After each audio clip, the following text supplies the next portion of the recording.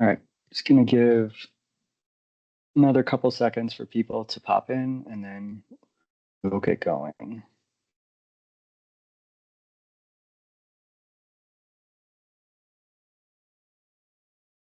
But thank you everyone for joining us today. We will get started with the presentation in a few moments, but first I just want to cover some of the logistics. Today's presentation will be recorded, and the recording can be accessed on the HMIS Data Portal website, which will be posted in the chat momentarily. Today's presentation is expected to take just over an hour, and in the interest of everyone's time, it is unlikely we will be able to answer questions during this call. If you have specific questions, we encourage you to put them in the Q&A box, and our team will collect and review them, likely releasing a frequently asked questions document in conjunction with the recording. IHCDA staff will be monitoring the Q&A box for any questions that can be resolved during this presentation, such as links to resources.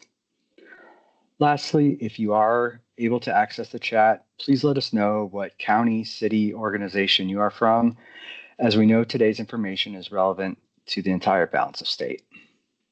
Without any further ado, I'm going to introduce the chair of the Indiana Balance of State Continuum of Care, Jordan Stanfield.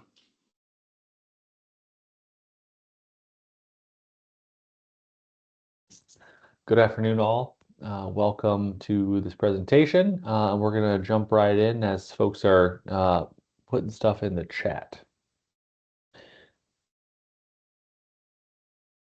Let me move the slide forward.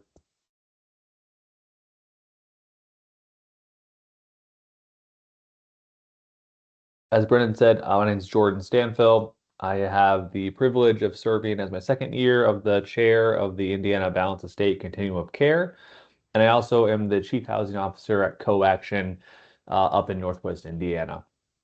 For those of you who aren't familiar with the CoC, the board of directors is made up of folks from all across the state who are passionate about preventing and ending homelessness right here in Indiana. And the board includes representatives from direct service providers, our youth advisory board, individuals with lived experience, and partners from various agencies across the state.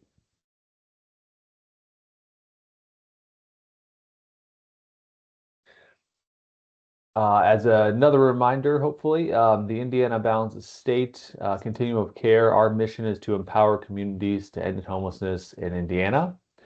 And we are representative of 91 of the 92 counties in Indiana. The other county is our good friends in Marion County, who have their own separate CoC. And the CoC really is a partnership of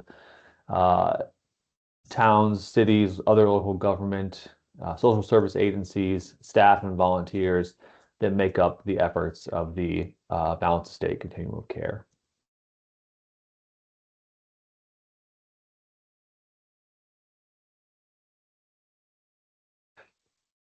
And then, as always, in talking about the point in time count, it is amazing to see the impact and participation we have across our state. Again, representing 91 counties.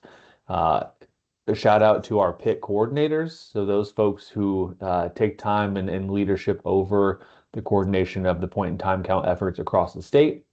As a former point in time coordinator, I can attest to the amount of work and responsibility that is. And the logistics involved with coordinating 486 volunteers across our state and over 200 organizations who helped go out in the cold in January and make this count possible. Without all of the hard work of coordinators, volunteers, and organizations dedicating this time, it would not be possible to make this a reality. So thank you all from the Balance State Board for what you do year in and year out to identify those experiencing homelessness in Indiana.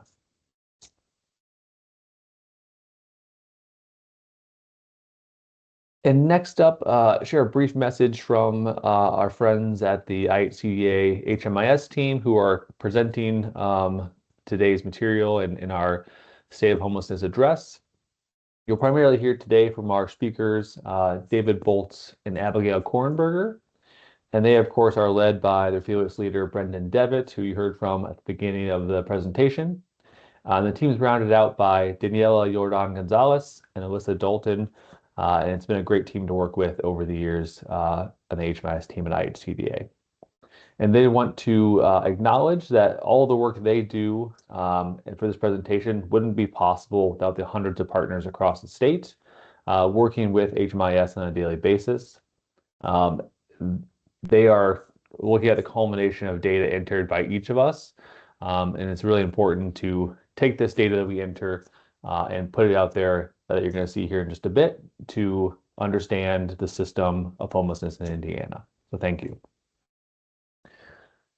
And then lastly, I would like to kind of reframe the conversation before handing it over to David and the HMIS team of we're going to talk a lot about data and numbers today and look at some things on a screen, but incredibly important to focus on the fact that these data, numbers, and information you're going to see are all real people experiencing homelessness right here in our state.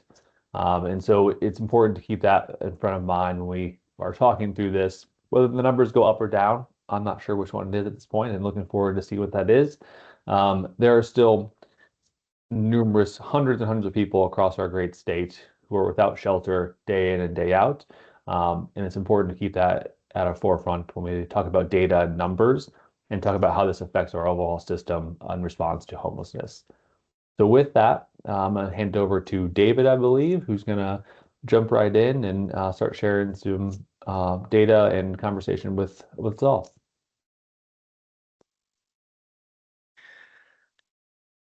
Thank you, Jordan. Our team has compiled data from multiple sources to create this presentation, and data for the analysis comes from our homeless management information system, a HMIS comparable system for victim service providers, as well as the HUD Federal Reports Archive. Now, 4 primary federal reports are submitted to HUD each year and are referenced throughout this presentation. These are the point-in-time count, housing inventory count, longitudinal system analysis, and system performance measures. So here we see some of the key differences between the federal reports used in our analysis today. Our primary focus throughout the webinar will be on the PIT and HIC. These reports provide one-day snapshots of county and project level data, including counts of individuals experiencing homelessness and available bed inventories. In addition to these reports, our team also uses HMIS data to generate the LSA and SPM federal reports on an annual basis. Now, unlike the PIT and HIC, these reports use a full year of household and client level data to evaluate how effectively the homeless response system is performing. For today's webinar, we will begin with a report out and analysis of the 2026 point-in-time count, followed by an overview of the housing inventory chart for this year. Then we will share updates from the coordinated entry system, and next we will review changes in warming shelter capacity and discuss how those changes influenced our unsheltered count. After that, our team will highlight the role of homeless prevention as a diversion tool. And near the end of the presentation, we will share some system level data and stories from the field to help provide context for statewide trends. So without further ado, now for a snapshot of the 2026 point-in-time count. Before we look at the results of this year's PIT count Here's some basic information that you should know. The PIT is an annual census of people experiencing homelessness in sheltered and unsheltered locations. The data comes from surveys and project enrollments in our homeless management information system.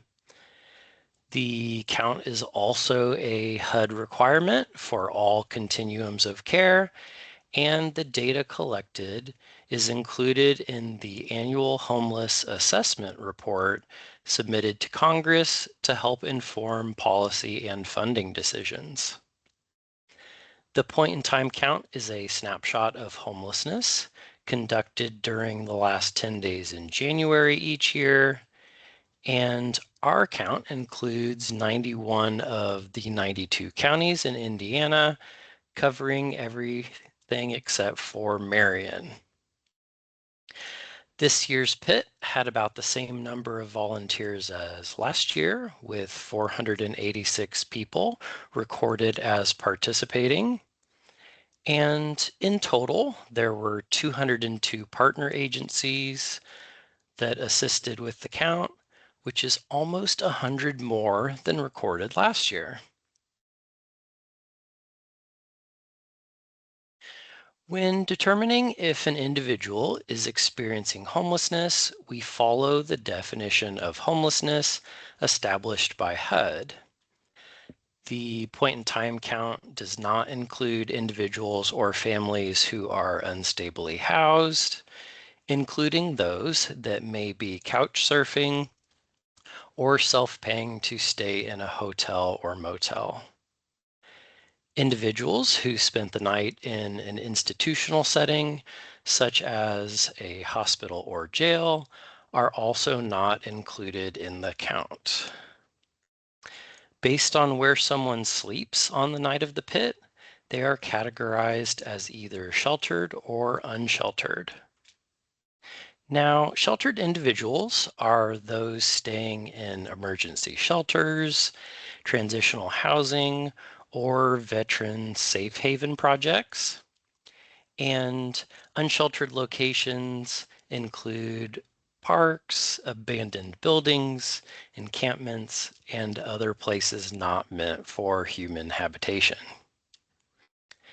It is also important to remember that the unsheltered count must be conducted in person, and people can decline to participate.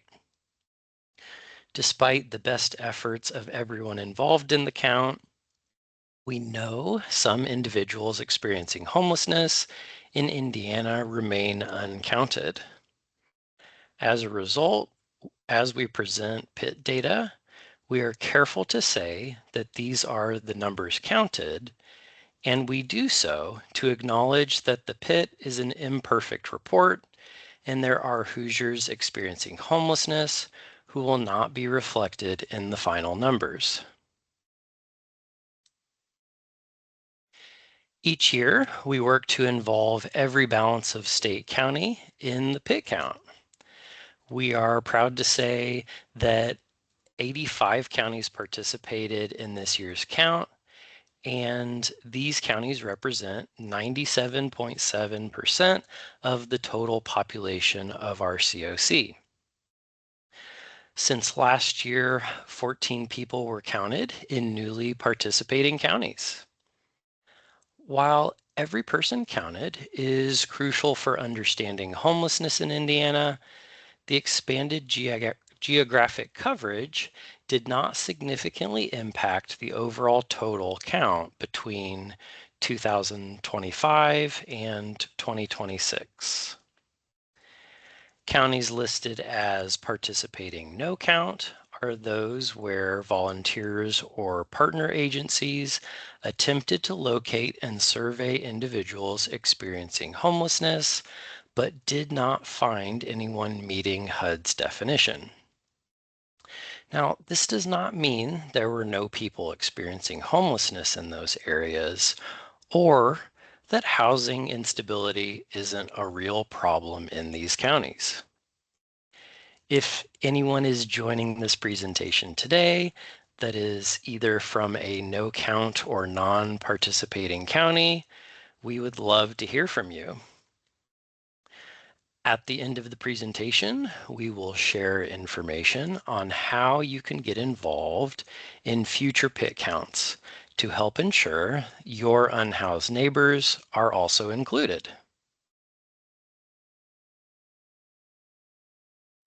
So extreme cold weather had a significant impact on this year's pit count. Thanks to the efforts and collaboration of many agencies across Indiana, additional sheltered locations and extra beds were available in response to these life-threatening conditions. We will continue to discuss the effects of this weather later in the presentation. The extreme cold also made data collection challenging for volunteers. In response, the survey collection period was extended to run from Wednesday through Sunday. This allowed surveys about where someone slept on the night of Wednesday, January 28th, to continue throughout the extended period, thereby easing the burden on our volunteers and partner agencies as they focused on keeping people safe during the severe weather.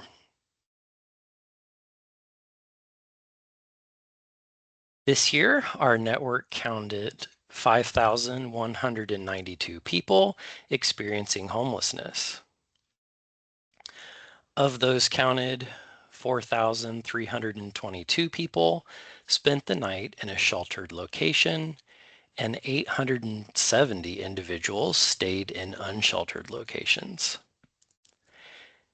It's important to keep in mind that the Hoosiers reflected in this year's count included families, single adults, veterans, and youth.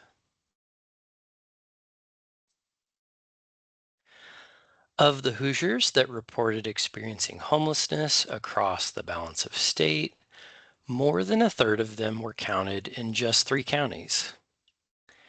St. Joseph, Allen, and Vanderburgh counties had the highest counts this year, and these same 3 counties had the highest total counts in each of the previous 4 years.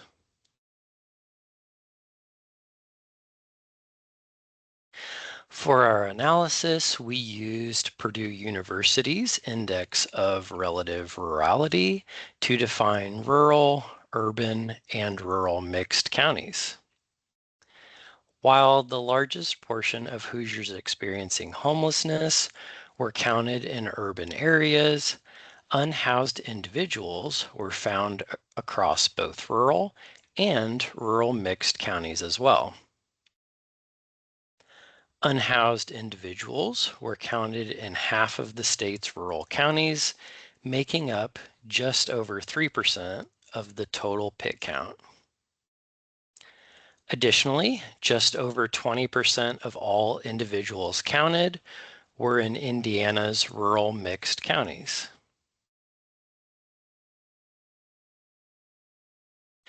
Looking at the point in time results going back to 2023, we see that the number of unhoused Hoosiers counted continues to rise. Also, the rate at which the count increases has grown year over year.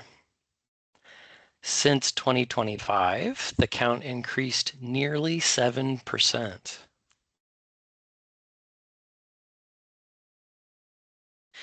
We see from this chart that the sheltered count has increased each year since 2024. In 2026, 4,322 people were counted in sheltered locations. For comparison, there were 663 more Hoosiers, or an increase of 18% in the sheltered count from 2025.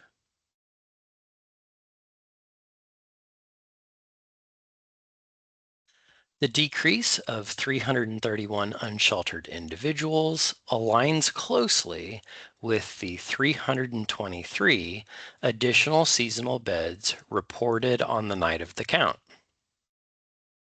This suggests that the increase in seasonal beds had a direct impact on reducing the number of people counted in unsheltered locations. As we process data from next year's count, we will pay close attention to how many of those 323 seasonal beds remain available and how many were only available due to the extreme cold. This will help us understand whether similar effects can be expected in future counts.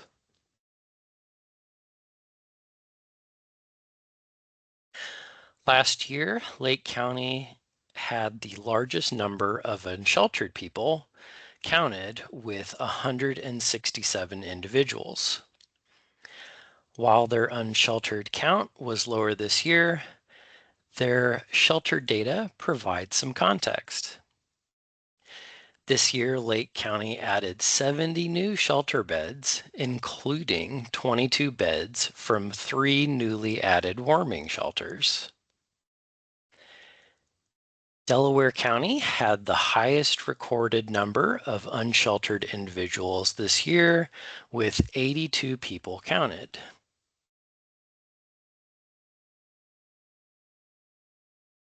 One of the subpopulations we monitor each year through the PIT count is individuals experiencing chronic homelessness.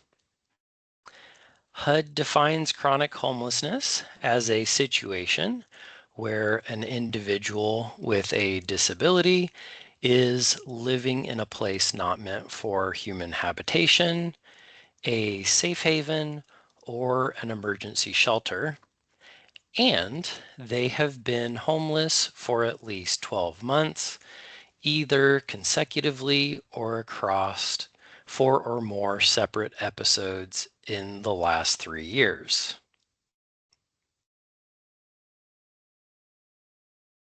Since 2023, we have seen a significant increase in the number of people reporting chronic homelessness. In 2026, there were 258 more chronically homeless Hoosiers counted in 2025. This represents a 47% increase. This year, the rate of chronic homelessness was approximately 16% among both sheltered and unsheltered individuals, compared to 10.7% in 2023. Next, we will review the demographic data from this year's point-in-time count. Data from the United States Census Bureau was used in our evaluation of demographic trends for counties in the Indiana balance of state. Here we see that males represented nearly 60% of this year's PIT count, while the 2024 American Community Survey estimated that Indiana's population has an almost equal distribution of males and females. Next, let's review the age distribution of the count. Individuals ages 35 to 54 make up about a quarter of the balance of state population, but represented 40% of individuals counted. In contrast, only 5% of unhoused Hoosiers counted in 2026 were 65 and older, compared to 18% of the general population.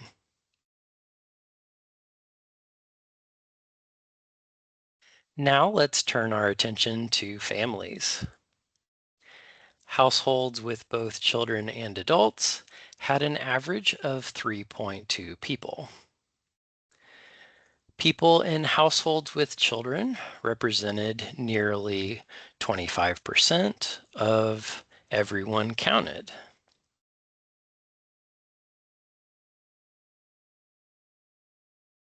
Now for our findings from race and ethnicity data. Much like previous years, African Americans were overrepresented in the homeless response system. This year, the representation was 3.8 times the rate from the census. In contrast, individuals that reported white alone were the largest demographic of our count. However, when compared to the census, these individuals were underrepresented by 20%.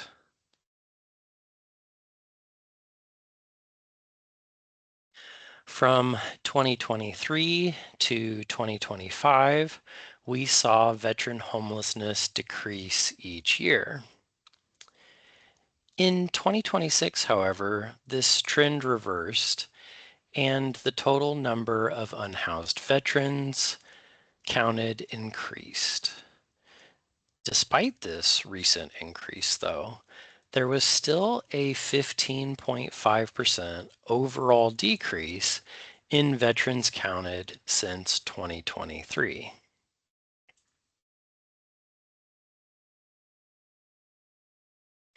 The partnership between HUD and the U.S. Department of Veteran Affairs continues to provide housing opportunities for veterans experiencing homelessness or housing instability. The HUD-VASH program provides permanent supportive housing by combining the Housing Choice Voucher rental assistance from HUD with VA case management and supportive services. Together, these resources help homeless veterans and their families find and maintain permanent housing while connecting them with healthcare, mental health treatment, and other supports needed to improve their overall well-being.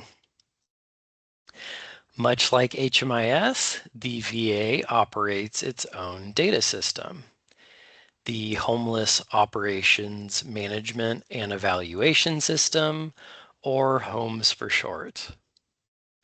VASH and other HUD VA projects are required to enter client data either into their local HMIS or the HOMES database.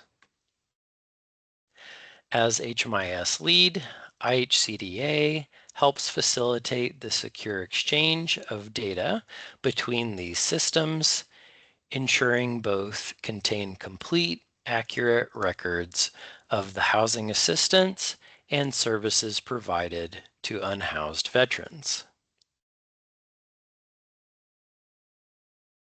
Because HUD-VASH data comes to us from the HOMES database, it is organized geographically in a way that reflects VA regional structure and doesn't translate neatly into the CoC's regional structure. The existing VA regional structure is comprised of 18 Veterans Integrated Service Networks, or VISNs. The boundaries of these VISNs are largely related to proximity to VA medical centers as opposed to state borders, leaving Indiana split between 4 different VISNs. The HIC breakdown presented later today will show these VASH projects spanning multiple regions. Here we see a close-up map of the 4 VISNs that serve Indiana. On the night of the point in time count, 570 individuals were stably housed in HUD-VASH projects across the state.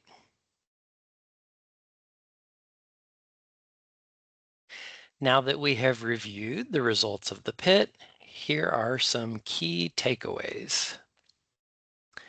Extreme low temperatures influenced the distribution of sheltered and unsheltered participants. And this year, we saw a 6.8% increase in the total pit count, along with an overall increase in number of people experiencing chronic homelessness. Now, Abigail will share key findings from this year's housing inventory chart.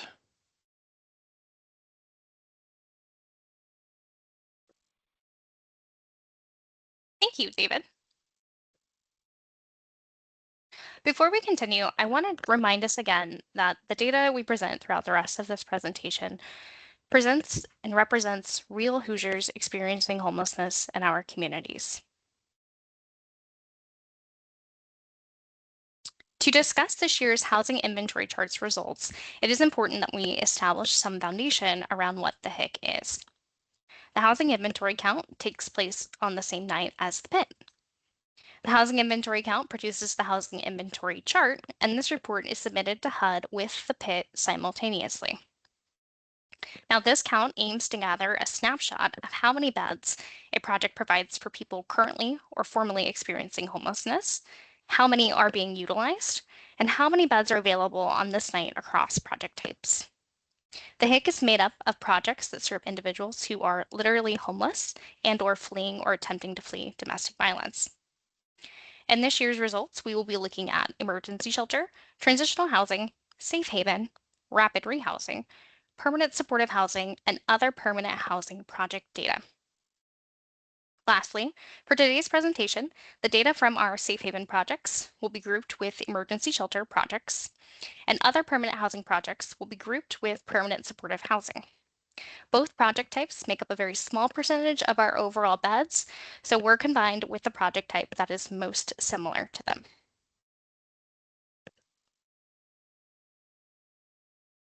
This is a snapshot of the 2026 housing inventory chart results. We can see that there were a little over 10,000 beds reported, total beds, 9,201 of these beds being available throughout the entire year. 186 organizations and 327 projects were included on the HIC this year. 250 of those projects were HMIS or VSP comparable database participating.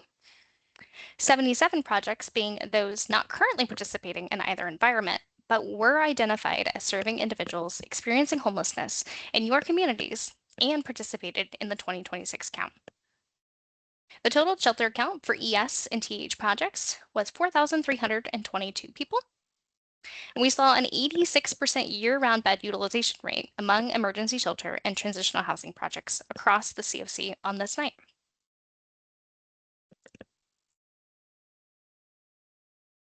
Now you may be asking yourself, what is the difference between total and year-round bed count data? Our total bed count includes seasonal and overflow bed counts for emergency shelter projects. Seasonal beds are only available during the coldest months of the year, and we see this typically being November through April. And we're going to talk more about these beds in a portion of our presentation later today. Overflow beds, however, are only available if a shelter is at full capacity. These beds may also be mats or cots that are stored away unless every bed is filled on a given night. In this year's HIC, 873 beds were identified as a combination of seasonal and overflow beds. This means that a community may have been able to meet their capacity need in January, but not have enough beds in June. For today's analysis, we will be looking at year-round beds instead of total beds to more accurately reflect project capacity outside of the winter months.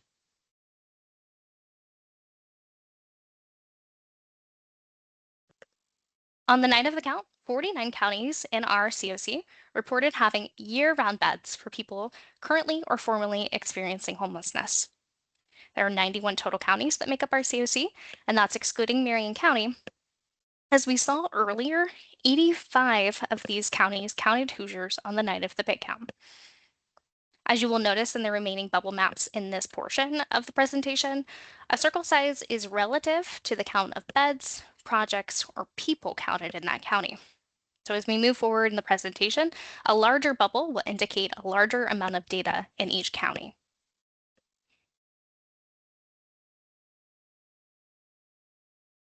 Looking now at a bed count breakdown across project types, we can see that emergency shelter beds make up the majority of year-round project beds at just over 4,100 beds. Permanent supportive housing beds make up our second largest category, with a total of 3,183 year-round beds. Now we're going to focus on emergency shelter beds in our CoC over the next few slides.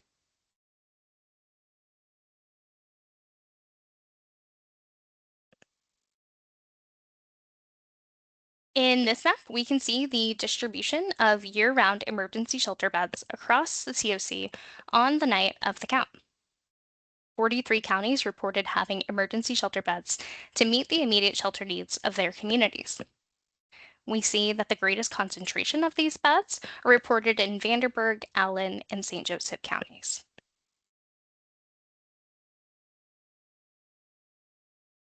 Now, although we saw that a greater number of emergency shelter beds are located in larger and more densely populated counties, we found that smaller projects with a smaller number of beds across the state are serving Hoosiers where they live and in our more rural mixed counties. Now, we hear from partners and constituents across the BoS that there are folks in need of immediate shelter resources in these more rural counties, and these resources may not be adequate to meet that need. So we want to extend a thank you to our rural emergency shelter projects in these communities that are responding to that need.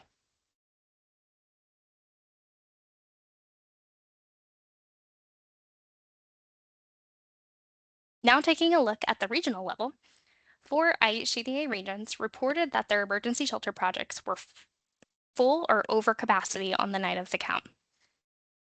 Regions 9 and Regions 10 reported 147% and 116% utilization rate, respectively. These regions were able to serve folks in their communities beyond their normal capacity with a combination of seasonal and overflow beds on this night. Without these beds, we may have seen more folks staying in locations not meant for human habitation in the dangerously cold temperatures that we saw this year on January 28th.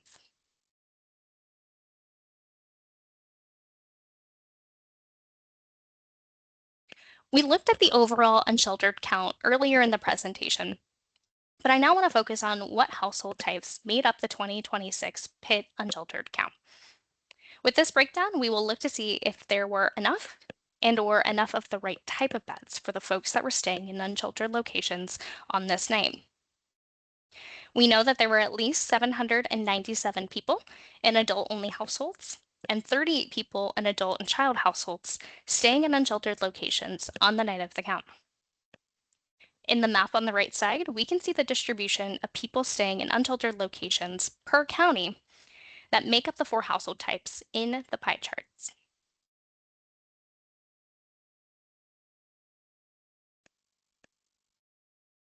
We are now looking at the distribution of reported emergency shelter beds that were available on the night of the count by household type. When we refer to available here, we are talking specifically about beds being provided by a project, but on the night of the count, they did not have a person staying in them. On the night of the count, on average, 12 emergency shelter beds were available per county. Here on the right side, we can see the ratio of beds available at the county level for people in adult-only and adult and child households.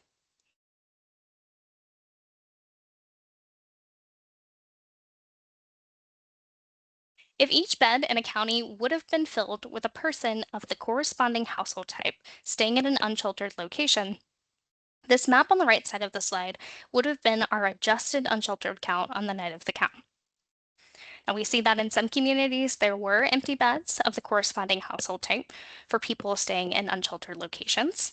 However, 42 counties across the balance of state did not have enough beds or the right type of beds for people staying in unsheltered locations on the night of the count.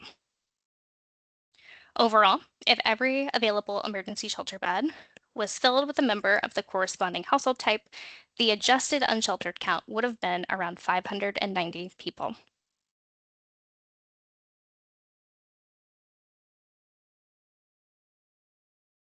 Looking now at our project type portfolio, emergency shelter projects also make up the majority of projects at 150.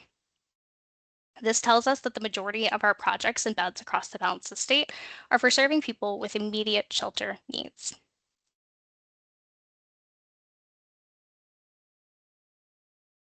Here we can see a distribution map of where emergency shelter, permanent supportive housing, rapid rehousing, and transitional housing beds are located across the balance of state.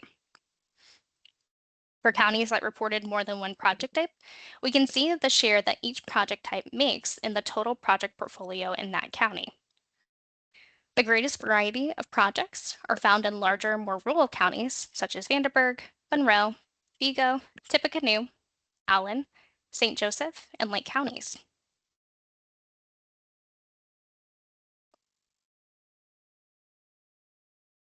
In contrast, there were 38 counties who reported having 0 projects with year-round beds for people currently or formerly experiencing homelessness. These counties make up larger pockets of often rural or rural mixed counties in the balance of state. And this does not mean that there is not a need for homeless response services in these counties.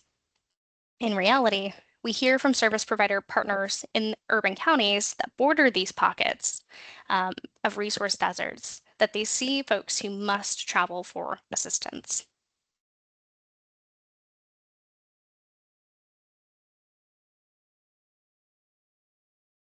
So how has this impacted our bed counts across the balance of the state?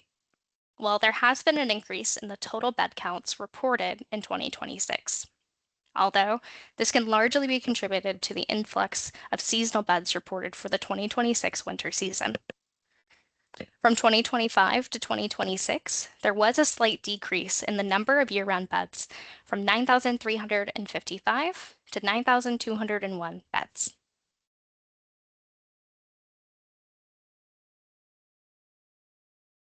We saw these decreases specifically among emergency shelter, rapid rehousing, and transitional housing projects, with the largest decrease seen in transitional housing projects. However, there was an increase in permanent supportive housing beds, with 82 more beds reported in 2026.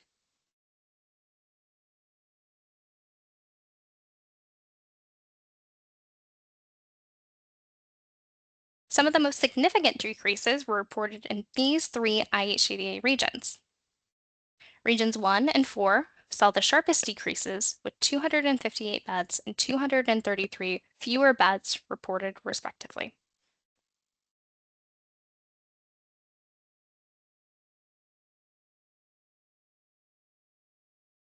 Our analysis found that for these regions, large decreases in reported beds were seen across emergency shelter projects. Now, in these regions, we saw a combination of project closures, non-participation of projects in the 2026 HIC, and/or a reduction in the number of beds reported in these participating projects. And we want to hear from you. For our communities in these regions, are you noticing the impact in the reduction of these shelter beds?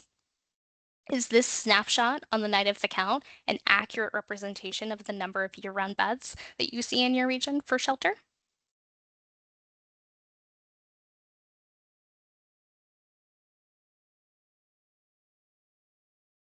Our homeless response system has both long-term and short-term housing programs. And we're going to talk about these programs and the data that the HIC provides us from those projects over the next couple of slides. Rapid rehousing programs provide short-term rental assistance between 6 and 24 months with supportive services. The program is intended for clients experiencing homelessness, where a light touch response is sufficient for housing stabilization. Permanent supportive housing programs, however, provide long-term, non-time limited rental assistance with supportive services. And this program is intended for clients experiencing homelessness who have a higher level of vulnerability, and in result, a more intensive response is needed for stabilization.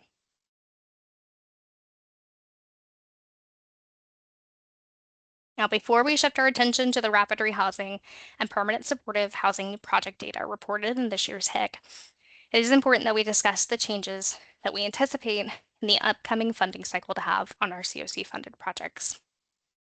The Department of Housing and Urban Development, HUD, has indicated a shift in their CoC program priority from rapid rehousing and permanent supportive housing to transitional housing with required programming in the new funding cycle. Now, how can the housing inventory chart snapshot help us anticipate this impact? Well, our HIC can help us visualize the share that CoC-funded rapid rehousing and permanent supportive housing projects make in our total RRH and PSH housing stock portfolio. In 2026, 49 CoC-funded PSH and RRH projects reported BEDs. These projects make up about 35% of the total number of rapid rehousing, PSH, permanent supportive housing projects reported. These 49 projects support just over 1,800 beds reported in the count. And this makes up about 43% of the total number of beds reported in this snapshot. We do not expect these projects and beds to completely disappear, but some projects may close or lose beds unless other funding sources can be found. This will be felt at the local level.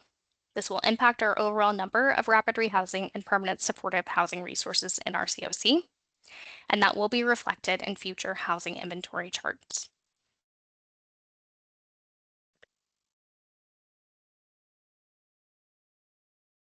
In this map, we're looking at the geographical breakdown, the number of people housed on the night of the count in a rapid rehousing and permanent supportive housing program.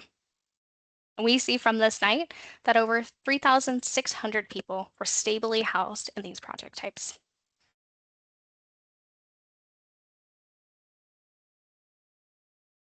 Now, how does the homeless response system connect Hoosiers to the housing programs that we just discussed? Well, coordinated entry is the path by which people experiencing HUD Category 1 or 4 of homelessness are connected to housing programs. The CE system ensures the removal of potential side doors, and that allows equal access for clients across the CoC. It is required by HUD that all agencies with ESG and CoC-funded housing projects utilize CE for their project referrals. In this process, a standardized assessment of a client's vulnerability is completed, and that is used to place the most vulnerable on the prioritization list for housing.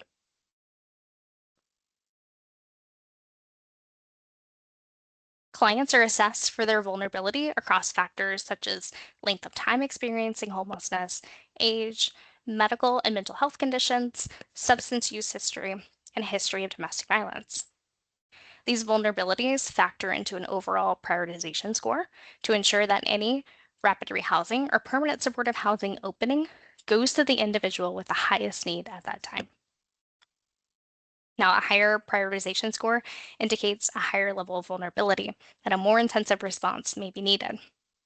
The CE system ensures that the response is right-fitted for the person and the household.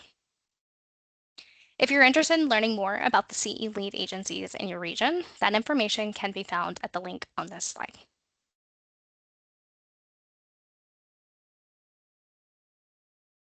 Coordinated entry assessments are completed nearly each and every day by the homeless service providers across our CoC. In just nearly a year, over 8,800 CE assessments or chats have been completed. As of August 10th, there were just over 2,600 households on CE lists across the CoC. Of these, 52% of clients scored with an 11 or lower. 48% of households scored with a 12 or higher, indicating high vulnerability.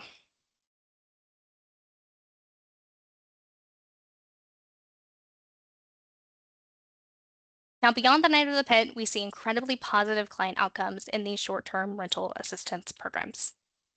Over 1,500 total clients were served in a rapid rehousing project from 10/1/24 to 9/30/25. On average, those households received assistance for about 170 days. Of households exiting a rapid rehousing program, 84% of households exited to permanent housing destinations.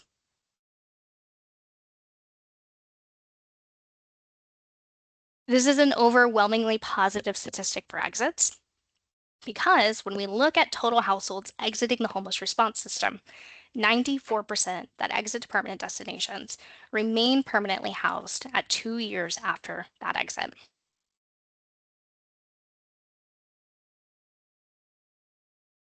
Because permanent exits have such a low return rate to the homeless response system, we would like to see the percentage of exits to permanent destinations be as high as possible.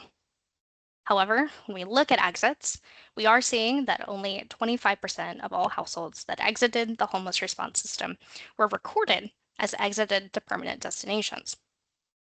It's important to note here, this calculation does include project exits from emergency shelter and transitional housing projects.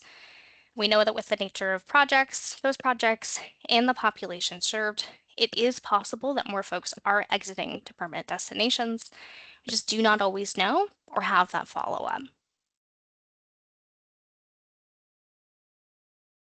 Now, while this may be a discouraging statistic at face value, it is consistent with the percentage we have seen since 2023, even though the homeless response system continues to exit more and more households each year.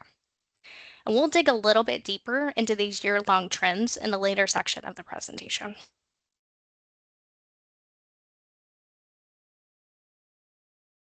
We will wrap up the 2026 housing inventory chart with a few takeaways. There was a slight increase in the total bed count, but a decrease in our year-round project bed count. Several counties across the balance of state, which summed out to be 42 counties, did not have enough beds or the right type of beds for people staying in unsheltered locations on the night of the count. And we talked about that we do expect funding changes to CoC-funded rapid rehousing and permanent supportive housing projects to impact future program stock.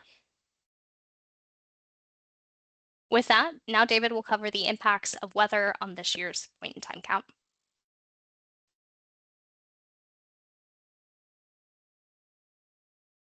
Thank you, Abigail. Extreme winter weather had a significant impact on the distribution of our pit count.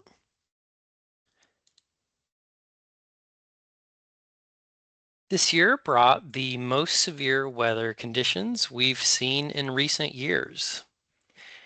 Areas of the state reported temperatures as low as -16 degrees.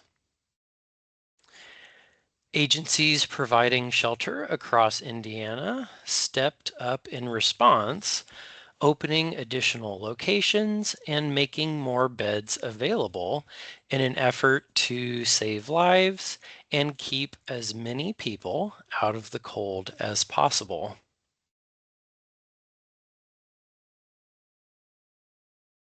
Here we see some of the impact that weather had on this year's sheltered and unsheltered counts. As mentioned earlier, there was a significant increase in the number of people served in warming shelters this year. This year, there were 331, or 27.5% fewer people surveyed in unsheltered locations as compared to the 2025 count.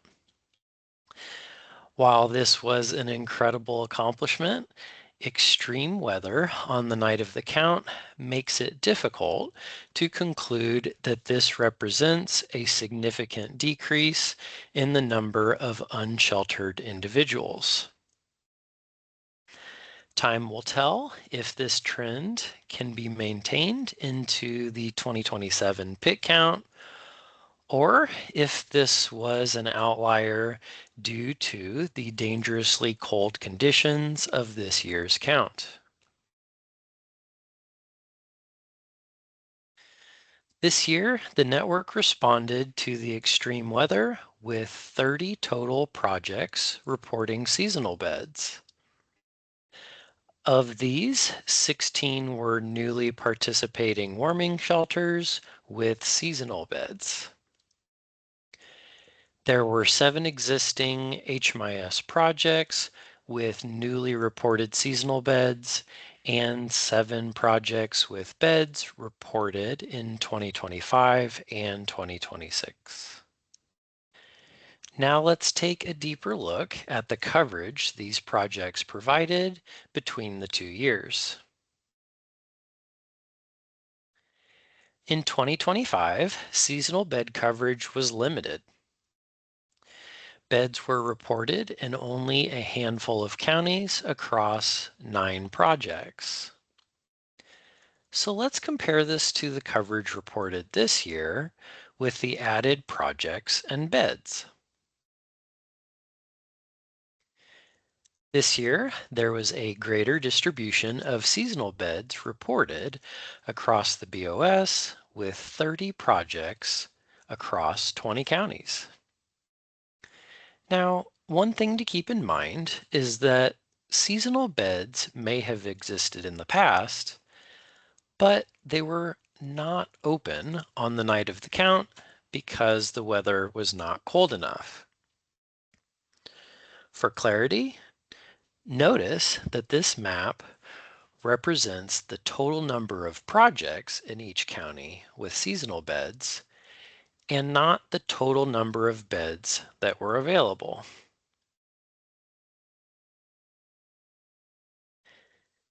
In addition to these stories told through data and analysis of warming shelters, we want to take a moment to highlight the humans behind the numbers.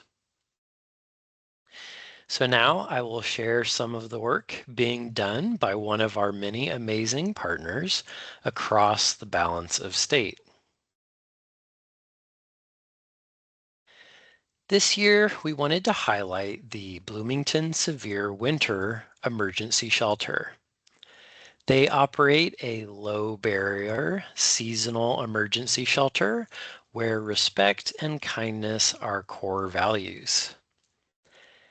They operate from November 1st through March 31st on nights when temperatures fall below 30 degrees or when snowy, wet, and cold weather creates hazardous conditions.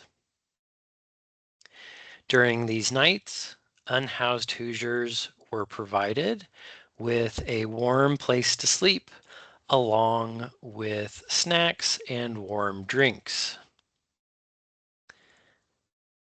This season, the shelter was open for 57 nights and served 254 unique individuals.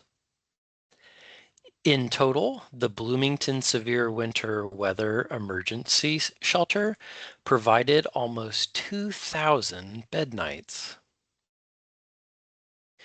This shelter was at capacity most of the season, serving on average 34 people each night.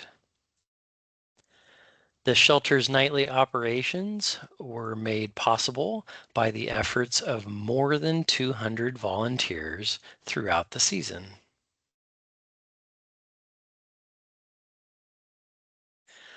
On most nights, the emergency shelter operated at full capacity. Staff and volunteers often had to triage available beds by prioritizing the most vulnerable guests and arranging transportation to other shelters when needed. The 2026 point in time count occurred during a stretch of 30 continuous nights when the shelter remained open due to life-threatening winter conditions. Despite the challenges, these nights included a memorable evening. On January 19th, volunteers set up televisions and folding chairs in the church lobby so guests could watch Indiana University compete in the national championship. Guests and volunteers celebrated together as IU defeated the Miami Hurricanes and won the national championship. Brendan was concerned that our CoC color scheme was a little too close to Miami's colors. So for this one slide, we went ahead and switched it up to show our Hoosier pride. We want to thank all of our partner agencies and volunteers across Bloomington and the balance of state. Your efforts to open and staff these seasonal shelters provide life-saving services and exemplify what it means to be a Hoosier. Next, Abigail will share analysis of our homeless response system from data sources beyond the pit and hick.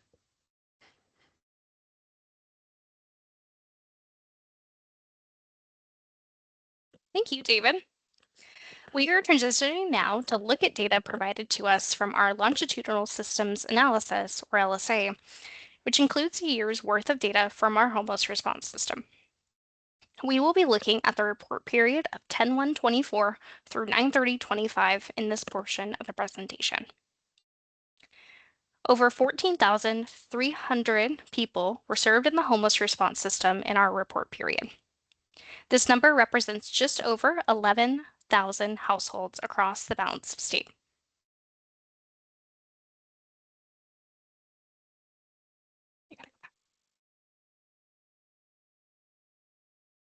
The homeless response system has continued to serve more and more households each year. In 2025, the system served about 1,300 more households than in 2024.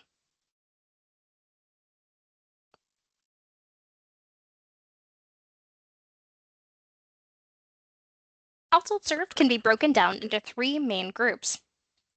Households re-engaging from the homeless response system are those who were discharged from another HMIS project within the past 2 years and had a gap of at least 14 days between enrollments. First-time homeless households who have no prior enrollment recorded in HMIS in the last 2 years.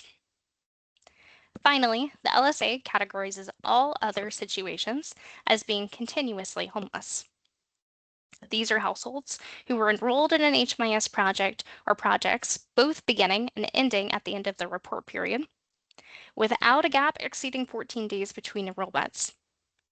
Notably, this does include households being continuously served in a permanent supportive housing or rapid rehousing project. In other types of analysis, these households are usually classified as housed instead of homeless, so we wanted to call attention to that difference. Looking at this breakdown year over year, we see an increase across all three of these categories.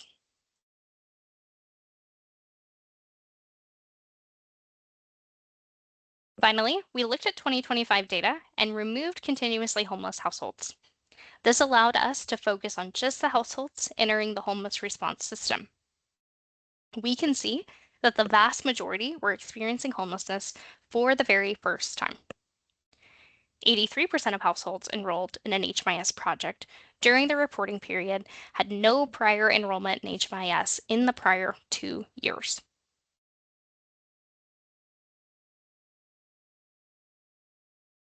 We're now going to transition to look at a program structure that works to reduce the inflow of households in the homeless response system and some of the impacts we're seeing thus far from this programming in our CoC.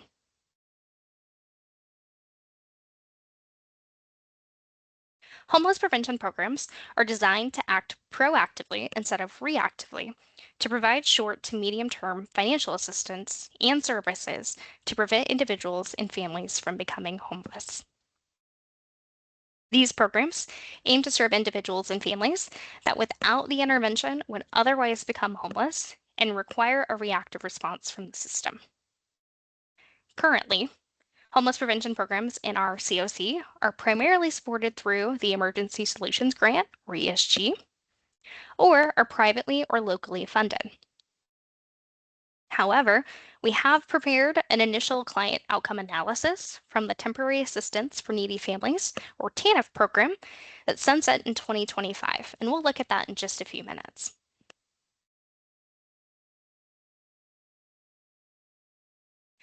Now, there is not a single path when we look at the circumstances that lead an individual or a family to housing insecurity or homelessness. Conceptualizing the path of individuals and households into the homeless response system is difficult, but we can begin to think of the entry path of households into the homeless response system as cars on a highway. These cars, which represent households, have all entered this highway from a potentially different on-ramp or connecting highway. However, in this current graphic that we see on the slide, all households are moving towards the homeless response system's resources, and that's our emergency shelter, our transitional housing programs, our rapid rehousing programs, and our permanent supportive housing programs. And they have no potential off-ramp. This inflow puts increased pressure on the total system's resources. However, homeless prevention programs can provide that off-ramp opportunity for some households where short to medium-term financial assistance and services can prevent their loss of housing, stabilize their current housing situation, and prevent their need for homeless response system resources, such as emergency shelter, transitional housing, rapid rehousing, or permanent supportive housing programming.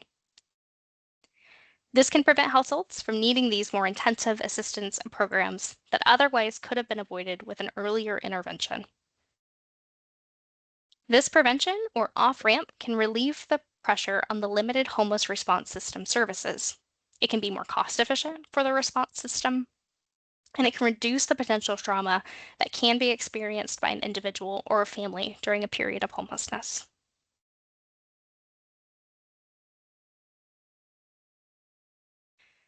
From 2024 to 2025, the Temporary Assistance for Needy Families, or TANF program, was awarded to the IHCDA by the Family and Social Services Administration, FSSA, with the goal to assist families so that children may be cared for in their own homes or in the homes of relatives. This grant funded both rapid rehousing and homeless prevention programs for eligible households across the CoC. Homeless prevention programming provided up to 4 months of assistance in a revolving 12-month period for eligible households who were at imminent risk of losing their housing in 14 days. We're going to take a look at the impact and reported outcomes of this program in our homeless response system today. But before we do that, I want to first talk a little bit about our methodology behind our TANF homeless prevention analysis. With the conclusion of the program, we looked to add initial enrollment data for all clients served in a TANF homeless prevention program from June of 2024 to December of 2025. And this matched the operating timeline. To assess potential returns, we looked to see if any client served with a TANF homeless prevention program had been served by one of the following project types: street outreach, emergency shelter, transitional housing, rapid rehousing, or permanent supportive housing after their HP enrollment. If so, this was considered a return to the homeless response system in our return report period of June 24 through May of 2026. For our services analysis, we reviewed any and all recorded services in HMIS during the HP enrollment period of the client served. Today, we're going to cover an initial outcome analysis of the TANF program in our balance of state, but we will continue to analyze the outcomes of this program over the next 2 years to continue to put together a full picture of the program's impact for our at-risk families in the CoC.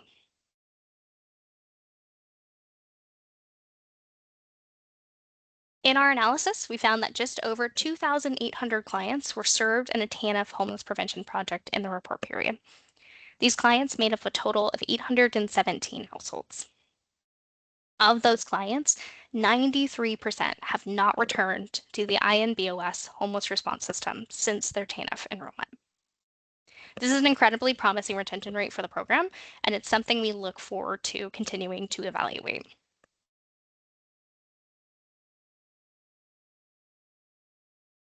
Taking the analysis just a bit further, we looked at the services recorded for households that did not return to the system.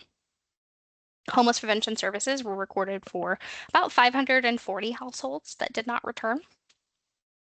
On average, we found that these households received about $1,800 in total financial assistance during their enrollment.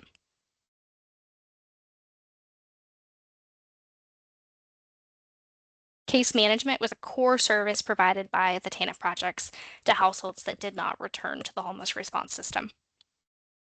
Although it was most commonly paired with rental assistance payments, rental arrear payments, and utility arrear payments.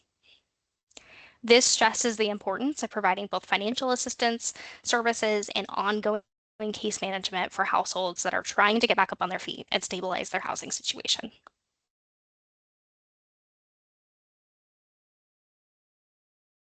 Now we want to highlight the work of one of our partners, Citizens Concerned for the Homeless, who operated a TANF rapid rehousing and homeless prevention program in 2024 and 2025. Over the next few slides, we'll look at their experience operating these programs and spotlight some of their initial outcome data.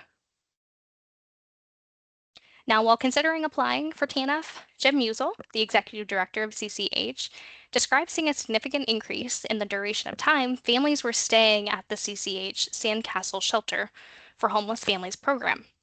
And he cited this directly as being a motivation for applying for this funding. CCH was provided an initial TANF award of $110,000. And then as it became clear that the program would not be continuing into the new year, a reallocation award amount of $225,000 was made to CCH, but they only had 6 weeks to distribute these funds. CCH launched an all-hands-on-deck response to not only get the word out about these programs to families in need, but also to prepare their team for the flood of applications to come. Now, in order to get the knowledge of this program to families in need, CCH expanded their communication strategies like never before. CCH communicated information about the homeless prevention and rapid rehousing programs through the local news and radio program. They developed flyers, like the example on the slide to the right. They sent a team to drop these flyers at locations that they might be able to connect with families who may be in need of this type of assistance, and such as township trustees, other agencies in their areas providing rental or utility assistance, and even traveling to the LaPorte County judges' offices of those who handled evictions. Now, while doing all of this, they were working closely with IHCD staff to avoid any administration hiccups and claims and service provision that could have caused a delay for families in need.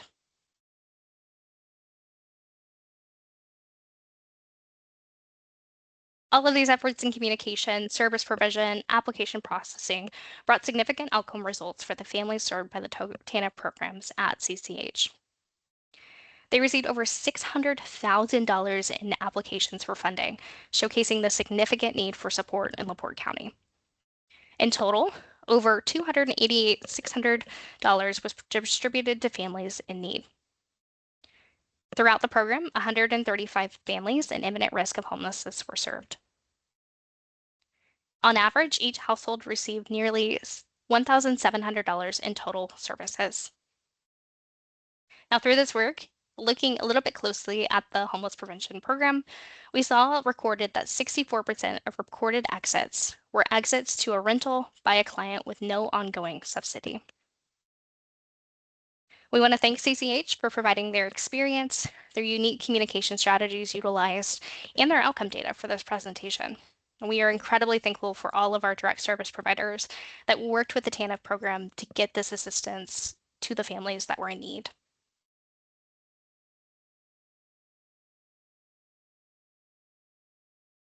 Now, to wrap up our homeless prevention program spotlight, I want to briefly discuss what a privately or locally funded homeless prevention program can look like in your communities. Because federally funded HP programs can limit service provision to clients who are 14 days from eviction, locally or privately funded homeless prevention programs may be able to expand that risk period to serve clients who are at risk in 21 or 30 days. Locally or privately funded programs may also provide additional flexibility with funding.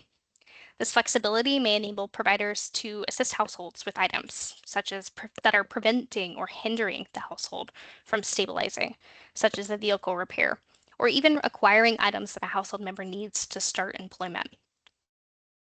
Now, while we have provided a broad overview here, the National Alliance to End Homelessness, or NEH, has a number of resources that include unique and creative ways to integrate homeless prevention program into the work that you may be already doing. And we've included a link to review these resources in the bubble below.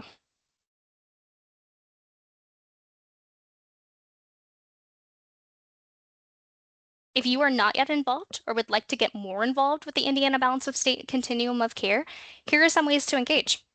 You can volunteer in your local point in time count in the month of January, and we talked a little bit about that at the beginning of the presentation.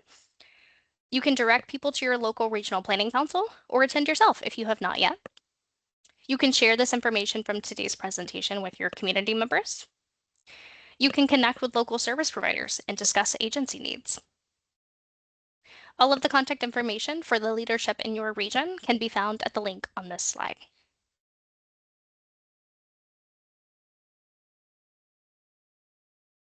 And as we begin to wrap up the 2026 State of Homelessness webinar, we want to direct you to a few resources for you and your community to utilize after today's presentation.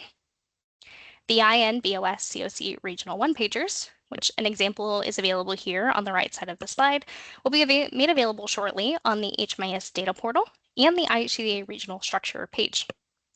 These one-pagers include a regional breakdown of the 2026 PIT and HIC data results for each of the 16 regions. Today's presentation, the recording, the point-in-time and housing inventory chart regional sheets will also be made available on the HMIS data portal shortly. The link to the HMIS data portal will be available on the very last slide of this presentation.